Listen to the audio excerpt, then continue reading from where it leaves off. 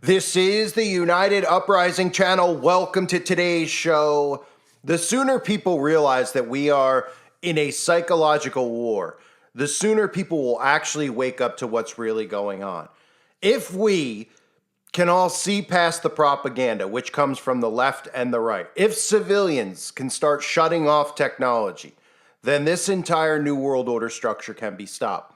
But unfortunately, it's almost as if the civilians enjoy the division. It's like the civilians like being gaslit into this left-right divide, like they need an enemy to be angry at, when in reality, we all have an enemy, a common enemy to be angry at, where we all could put differences aside and look at wicked elites who are sitting there and dividing us, making us hate one another. They're going to the extreme lengths on both sides to literally make it so we do not want to live amongst each other. And I have talked about this for years now, about the blue and red states. And when I first started talking about it, people were telling me that I was crazy, that there's no way we would ever get to that point. And we continued to get closer and closer to that because of the psychological aspect of this. Now, a lot of people sit there and they go, well, I'm never going to pick up and sell my home and go to a different state. They say that now, but eventually they're going to have no choice unless they want to compromise their freedoms, because there will be different rules in different states. And that's what everything you see is all about. That's why we've been gaslit for years about going down to states like Florida, which are honeypots, going to red states like Texas, saying that they're beacons of freedom. On the other side, their inverted reality is that, well, if you live in a red state, you'll never be able to have your own laws for yourself. If you're a woman, you won't be able to abort a child. If you're a woman, you won't be able to get a job. These are all psychological ploys that they're using to herd us. This entire thing is a herding mechanism. And again, that is why I have warned for years and years and years about the alt-right, the right media, the alt-right media, which replaced actual truthers out there, and the dangers of getting sucked into this stuff. And obviously, we all should know, if you're on this channel, about Trump, his role in all of this, and how these left and right states, there is no lesser of two evils. People go, well, it's a lesser of two evils, these red and blue states. I'd rather be in a red state because they won't force this into my body. Yes, but understand that these are honeypots, and that with a divide like this, with civilians constantly being down, going and wanting to strangle the opposing side based on politics, that you're playing right into what they're doing. It is a psychosis, a psychological op. Understand how the intel agencies work, and you'll understand this. None of this stuff on the television is freedom. This is a trap. The right wing, the left wing, getting you to feel this way. It's all done by design. They're gaslighting you into what they want, which ultimately is two separate countries. Now, let's start here. I just talked about this stuff with the ballot, this show, this charade with the ballot. Trump's banned from the ballot, and they're telling you that more states are coming, like California. And then, of course, just like children, because remember, this is what they want. They want you to cancel out the other side, cancel out opposing viewpoints. This is 1984 personified. Cancel someone you disagree with. Cancel this, cancel that. And ultimately, everything will be canceled. That's the end goal here. You're going to cancel out our freedoms. You're going to cancel out free speech. You're going to cancel each other out to the point where they have to rebuild everything and give it an entire new infrastructure, which is what they have to do and want to do and ultimately are getting away with doing, because they're going to blame you for the demise of this country, for the left and the right, and everybody's going to blame each other, the civilians, when it's these guys working together to do this to all of us. Now, let's take a look at the programming that's out there, because, of course, over the years, I've warned about the dangers of canceling free speech. So when people would oppose me, I'd always say, this is the dangerous thing to do. And, of course, these people would they would ultimately win as far as canceling my channels, but they'll never, like I said, cancel my free speech and cancel my right to speak unless they come and cut my tongue out. And if any of these little pansies try to do that, well, they'll ultimately get worse done to them, because it'll never, ever happen from that standpoint. But online and all these other places, everybody starts canceling each other. That's how we have cancel culture, right? This is done by design. So now that Donald Trump is off the ballot, what do we hear? Well, we hear the other side like children, because remember, this is adults behaving as children. This is like high school playground stuff. Well, they took Trump off the ballot, so let's take Biden off of the ballot. Instead of going, everything that's going on here is tyranny. This is treason. This is a violation of our rights. These are people supposed to be working for us, right? They want both sides to look at it as all corrupt, which it is. But it's not the structure that's corrupt. It's not the infrastructure that's in place that's corrupt. It's the people in these positions that are corrupt on both sides. So here's the narrative now of Republicans wanting to take Joe Biden off the ballot. Do you see where this is headed? Because Republicans are threatening to take Joe Biden off the ballot in states they control. They're going to kick him off the ballot for the same constitutionally sound reason they're impeaching him. Well, what's keeping a Republican state from saying Biden shouldn't be on the ballot? He let 8 million illegal aliens into this country. Maybe we can say that is an insurrection or a rebellion. So what the Colorado court did had no precedent in American history. We're fed up. In fact, seeing what happened in Colorado tonight, Laura, makes me think, except we believe in democracy in Texas, maybe we should take Joe Biden off the ballot in Texas for allowing 8 million people to cross the border since he's been president, disrupting our state far more than anything anyone else has done in recent history. The lieutenant governor of Texas, Dan Patrick, suggests taking Biden off the Texas ballot. Are you in favor of that? Well, I think, I served in the Texas Senate and served with and under Dan Patrick. I think he's the best lieutenant governor in the country.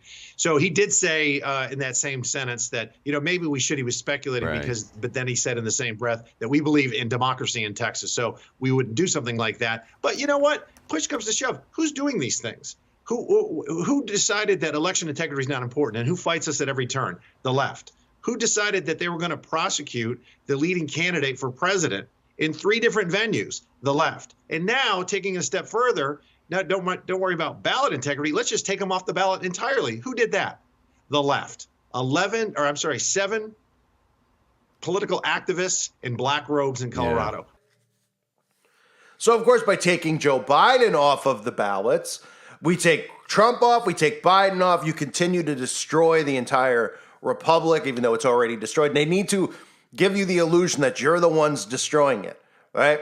That you're demanding Biden be taken, he gets taken off. Demand Trump gets taken, he gets taken off. We got to just reset this entire thing, and thus you have a great reset in the United States of America. That's what this is headed towards. Now, the other thing to look at with all of this nonsense is other propaganda that we've seen. We've seen what? We've seen the great red and blue state debates, and nobody realized subconsciously, like I said when it happened, why Ron DeSantis and Gavin Newsom are on national television just debating each other. And you're like, what are they debating about? They're debating about, is it better to live in a blue state or is it better to live in a red state? This is done by design. This is subconsciously affecting people where they're starting to, without you realizing it, change your thought process on where you want to live and if you want to even live in a blue or red state. Guess what? 15 years ago, nobody had a clue if they were living in a blue or red state. They'd be like, oh, okay, I guess currently we have a Democrat as our governor. Maybe next time around we'll have a Republican as our governor, right? Things switched very often. There were some states that were always kind of set in stone, California being one that's always a blue state, right? But now they're giving you this psychosis. Well, even if you live in a state like, just pick one off the top of your head that you like, New Jersey, right? We all know New York is obviously a completely lib state, has been for quite some time. They can do whatever they want. They keep libs in power there. We've seen that because they just had one of the worst. They've just gone through the worst mayor. We had, the worst mayor in place. We previously had the worst mayor, de Blasio, all these guys, these clowns, right? New Jersey is a state on the outskirts of New York, but it's a state that usually is more of a flip state, which has now become a blue state. So they're kind of trying to set in stone which states are blue and which states are red, and then trying to tell you that, well, in these states, while California might be overrun with homeless people, etc., we're not racist in California. We're good, we give people rights. We're not feminists in California. These are all psychoses that they're putting into your heads to divide you and herd you into blue and red states, to completely separate us, to have different sets of rules, but you'll still be under tyrannical control. Because the red states, well, you say, well, it's the lesser of two evils. In fact, it's going to be the honeypot. The red states are going to be the honeypot for the globalists to hit them with whatever. You want to talk about World War III? It's likely going to be between red states and then the boogeyman, which would really be our government just having everybody in one spot so they could hit them until they're no longer existing. But let's take a look at some of the stuff with the red and blue state debate. Nobody's asking questions as to why they should be suspicious of this. They think that this is all of a sudden normal. Debates only usually occur when a president's running against somebody or, we have the Republicans running for nomination, et cetera. Here we have DeSantis and Newsom, who are arguably 1A and 1B, or 2A and 2B, I should say, underneath Trump and Biden. They're the next two biggest faces of everything going on. They're the most known governors in the country, both for being extremes on one side versus the other. So they pin them on TV against each other, and then they use herding mechanisms to say, well, in Newsom state, there's criminals running amok, they're forcing mandates on you, and everyone goes, I don't want my freedoms taken away. And then Newsom goes, well, in red states, they don't like black people, they don't like women, and nobody's suspicious of it. They just listen and they go, oh yeah, and I'll never live there. I mean, if everybody just got through the psychosis, this could be stopped. But look at how they're using this herding mechanism of where you should live, where you shouldn't live, based on this, based on that. Here's freedoms here, here's no freedoms there. It's all psychological, and it's done by design. Look. California Governor Gavin Newsom taking a swing at Republicans while discussing his state's problems. Right now, growing concerns that California is reverting back to its old ways after spending millions to clean up rampant homelessness and open-air drug markets for the APEC summit. The Golden State governor taking to liberal late-night TV and blaming the GOP for amplifying the quality of life issues. They've been on a doom loop about San Francisco ever since Nancy Pelosi became speaker. California's outperformed the American economy. It's the tentpole of the American recovery, and its values are a stark contrast. The difference is daylight and darkness between the Republican Party. They have to focus on our failures in order for them to be right. San Francisco is a special place.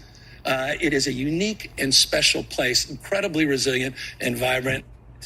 And sounds like someone's looking for a rematch after the big red versus blue state debate. Newsom taking some shots at Florida's Ron DeSantis.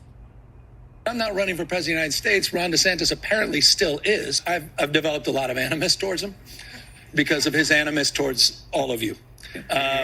This guy's out there scapegoating vulnerable communities.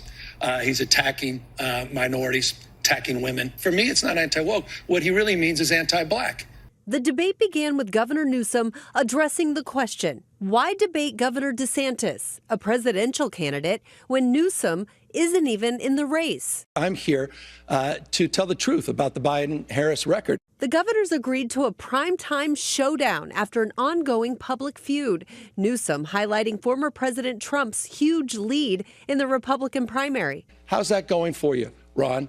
You're down 41 points in your own home state. This is a slick, slippery politician whose state is failing. DeSantis took aim at Newsom's record in California on everything from crime and homelessness to the high cost of living, pointing out Newsom's own father-in-law moved away. I was talking to a fella who had made the move from California to Florida, and he was telling me that Florida is much better governed, safer, better budget, lower taxes, all this stuff. And he's really happy with the quality of life. And then he paused and he said, by the way, I'm Gavin Newsom's father-in-law. Newsom attacked DeSantis for his views on LGBTQ issues and for flying migrants to Martha's Vineyard. I met with those migrants that you lied to under false pretense.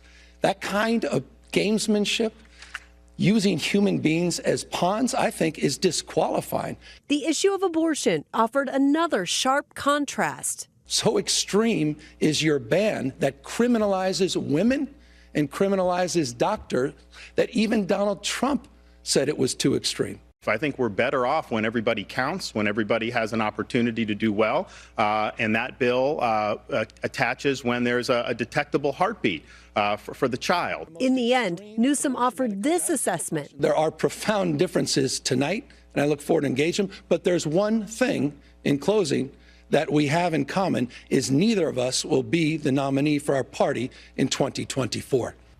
DeSantis accused Newsom of running a shadow campaign for the White House. Speculation still surrounds Newsom's ambitions, both for 2024 and 2028. So these are all underlying themes that we need to keep in mind here, right? The canceling of each other out with voting, right? Oh, well, we're going to remove people from the ballot. So they're already telling you, and they're saying that people are clamoring for it, the removal of these people from being on the ballots to vote for them, even though you have to be, can I get on a ballot? Can you get on a ballot? Absolutely not, even if you had support, right? I mean, I probably in the day could have got a couple 100,000 people on a ballots, and they're like, well, you have to meet a certain low threshold. Oh, wait, okay. You have to be one of them to be Republican. You have to be in the bag, right? So the entire psychosis that's going on is, as we all should know, and if you don't know and you're new to it, you can go to the website. There's a lot of my videos that have been removed about, let's look at the World Economic Forum, right?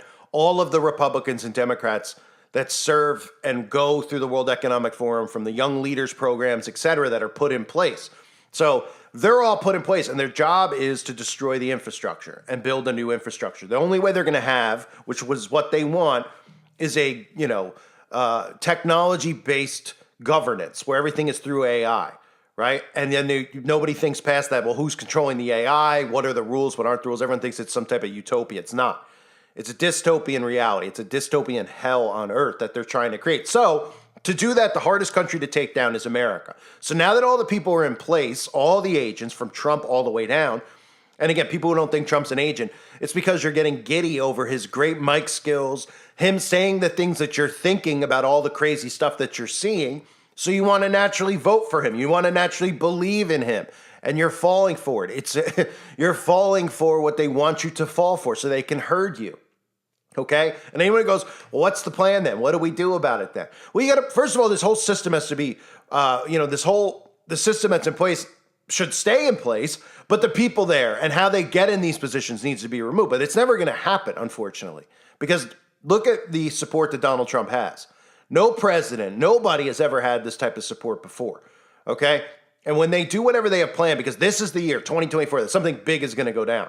Big, whether it's a cancellation of the election or a very obviously rigged election again, or removing from ballots and all this type of stuff. This is going to cause this country to break into two. Now, it's very hard to say, well, how are people going to, all of a sudden, if you're in a state like Vermont or New Jersey or Montana, you're going to pick up and move based on what they tell you that state is, red versus blue. Well, that's when they're going to start making it so you have to go, where they tell you, well, you're going to have a magic potion after the next outbreak to go to the grocery store. You're literally going to have no option but to go to these states, and they're going to be safe havens for each political ideology. One for blue, one for red, right? And again, they're using the predictive programming all over the place, telling us that this is what's coming. Here's a perfect example. I covered this movie. If you didn't see, the video is up on this channel for Civil War. Here's just a clip of this movie that they're, kind of just coming out at the same time that all this is going on. What a coinkydink. 19 states have seceded. The United States Army ramps up activity. The White House issued warnings to the Western forces as well as the Florida Alliance. The future president assures the uprising will be dealt with swiftly. Are you guys aware there's like a pretty huge civil war going on? Citizens of America, the so-called Western forces of Texas and California have suffered a very great defeat at the hands of the United States military. President, do you regret the use of airstrikes against American citizens? They shoot journalists on sight in the Capitol. Every instinct in me says this is death. Don't do this. But here we are. Some kind of misunderstanding here. What? Well, you're American, okay? Okay. What kind of American are you? You don't know?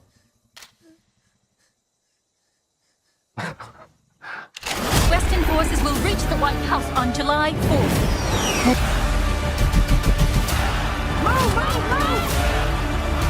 one nation under God, indivisible, with liberty and justice for all. God bless America.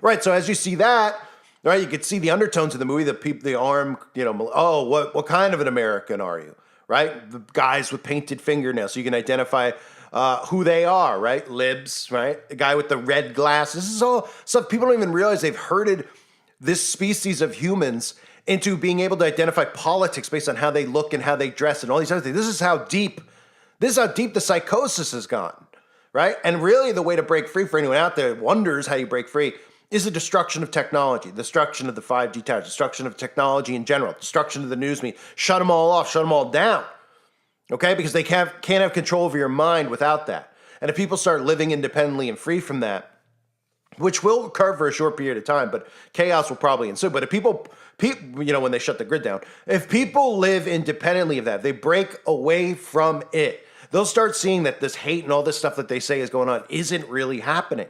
Because it's the television, it's the internet, it's all these things that are keeping them trapped in there. The alt-right media, the alt-left media. That's the poison that's inside of people right now. It's there's multiple poisons inside of people right now. I shouldn't say that. I think we all know that. There's multiple poisons. But the psychological poison, right? Where people are making decisions based on the party can do no wrong, right? This is basic communism. The party could do wrong, and it's working on both sides, right? We look at the libs, the Democrats, and we say, well, this is perfect communism, right? The party's above God, the party's above everything else. The conservatives are the same way with MAGA, with Trump. And they go, no, we're not. That's because they have narcissistic tendencies too. No, we're not. We're not putting Trump above God. But he's a soldier of God. He's a worker for God. They're putting him right up there on the same pedestal. And they're being herded right into what they want, which is to have sitting ducks, essentially. Do you see where this is headed with sitting ducks? Okay? When you're all in states, okay, this is the first wave of this, right? Getting us divided so that we're not near these people. What do you think they've gaslit people so much so with this stuff in schools, with the transgender and all this type of stuff? It's to make it so it's unlivable, okay? So people who are conservative, it's unlivable. If they just were like, oh, gays getting married and this stuff, people will go, I don't really care if they get married or not, or blah, blah, blah. They're making it so over the top that it's unlivable for both sides, right? So then they herd you into the states, and then the more false flags start coming, right? Then you go, we're free from them. We don't have to deal with them anymore, and there'll always be conflict between the two sides. Then you look at ultimately dictatorships, new forms of how the government structure is set up. And obviously, the red would likely still have the same government structure, just all corrupt, people giving you the illusion of freedom still, right? Where they'll say, oh, Trump's about now they're have stuff going on with China, and they'll be sitting ducks for these other, for the globalists to just hit them with HARP, hit them with all this stuff, and no one will see it coming. We need to do everything we can to fight against this civil unrest. And you don't fight against it by accepting people's ideologies. You fight against it by getting people to realize that they're the ones gaslighting everyone into this, herding everyone like sheep and cattle into this civil unrest to get us to sit in states with different rules that they want us to sit in by design. So I'm going on a rant here, but this is what happens, right? This is what we keep seeing, is that one side points a finger at theirs, like cancel their freedoms, cancel their speech, cancel this, cancel that. That's exactly how this whole thing works. I said it from the get-go about free speech. When somebody speaks against you, don't call for their channel to get taken down. Don't call for them to be silenced. Just argue back and make your points, right? But everyone's so desensitized now, it's been a couple of years, that they accept canceling. You don't accept it. You don't accept. Do I accept it? Does it look like I've accepted it? I'm not accepting it. I'm not even acknowledging that it's an option, because it's not. And that's what everybody should be doing. But we're allowing them to do these things, right? And then the next thing, just like children. Oh, they took my candidate off the ballot. Let's take theirs off the ballot. And back and forth, then back and forth. Instead of going, you know what? None of these people on either side were ever elected. Show us proof that we want to go all the way back. Let's go back to just the basic votes. Give us a rundown of this entire thing. Who's controlling the set? We want real answers about who created the software, et cetera, et cetera. They couldn't give it to you, right? So what you'd say is, okay, we don't believe in any of the process. We want everything to be a handwritten ballot. You love technology so much, fine. Every handwritten ballot on camera, recorded and documented. They'll never go to that, right? Because if you actually give them a solution to avoid election interference, they won't go to that. But that's too hard. We can't do that. God forbid we count with our own hands and eyes and pens and paper. Oh, we couldn't do that. Because they don't want it to go to that. They want you to think it's rigged for each side, instead of saying it's ultimately all rigged. Not for each side, not the Republicans are like, it's rigged for the Democrats are like, it's rigged for Trump. He stole the election. The whole thing is rigged. It's rigged to do this to you, right? And then you go, oh yeah, we could come up with a reasonable way to stop this from occurring. No. They want you to cancel each other out instead of finding reasons. So my point being is that you start saying to yourself, okay, everybody involved is doing this. Get them all out. Because there's really no proof of any of them being there. Then you start going, okay, well, why can only these really, really rich people who rub shoulders with each other run for Congress, right? When people go, well, but the Democrats speak so nice on TV, and they care about me, and I'm gay, and you don't even start thinking about how the mind control has worked so much so that people believe they're born with these things, et cetera, et cetera. So anyway, it's a never-ending psychosis that a lot of these people are under, the majority, on both sides. Both sides. So look at the undertones I showed you here, right? Canceling each other out, off of the ballot, remove him, remove her, get everybody off, right? Okay, then you start going into these, no one's noticing how they're doing red and blue state debates. Right? Oh, quality of life's better here. Oh, quality of life's better there. Well, they're racist. Oh, and they go back and forth, subconsciously telling you where you should live and where you shouldn't live. That's where this is headed towards. Telling you while Civil War movies conveniently continually be released, where you can see exactly where it's headed through predictive programming. And it is. And when it happens, people will still go, oh, those people were conspiracy theorists. I'm doing this by choice. I'm picking the red state because I don't want to live in the blue state. And they don't realize that's all been done by design. You're in a simulated reality. It's time to get out of that simulated reality. Time for civilians to start banding together. But it doesn't look like it'll ever happen because the psychosis is so thick. I've never seen people so supportive of political parties, which again shows you that it's communism on both sides. I thank everybody for being here. I hope you're all doing well. God bless you as always and your families.